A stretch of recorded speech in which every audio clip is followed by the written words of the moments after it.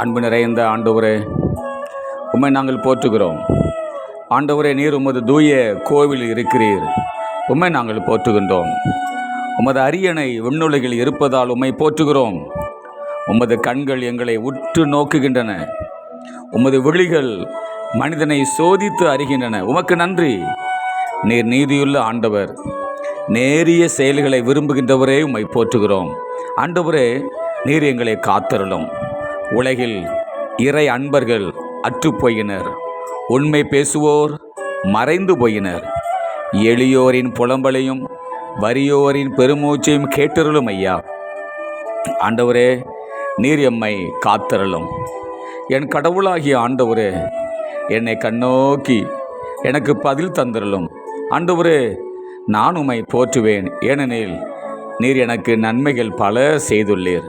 உமக்கு நன்றி, உமக்கு நன்றி. உமது பேரன்பை எமக்கு வெளிப்படுத்தி நாங்களும் ஒருவரில் ஒருவர் அன்பாய் இருக்க கற்றுத்தாரும். உம்மை சந்தேகித்த தோமாவையும் உம்மை மறுதளித்த பேதுருவையும் நேசித்தவரே, பிள்ளைகளே என்று அழைத்தவரே, உம்மை நாங்கள் போற்றுகிறோம். எங்களிடம் காணப்படும் கசப்பு, கோபம், வெறுப்பு, பொறாமை, விரோதம், தன்னலம், சந்தேகம் போன்ற தீய குணங்களை மன்னியும் ஐயா, மன்னியும் இயேசுவே. நாங்கள் ஒருவரோடு ஒருவர் கொண்டுள்ள உறவுகளை சீர் செய்யும் அப்பா. நீர் எங்கள் பாவங்களை எவ்வளவாய் மன்னிக்கிறீர், மறந்தும் விடுகிறீர். உமக்கு நன்றி. எங்களையும் உம்மை போல் மாற்றும் ஐயா.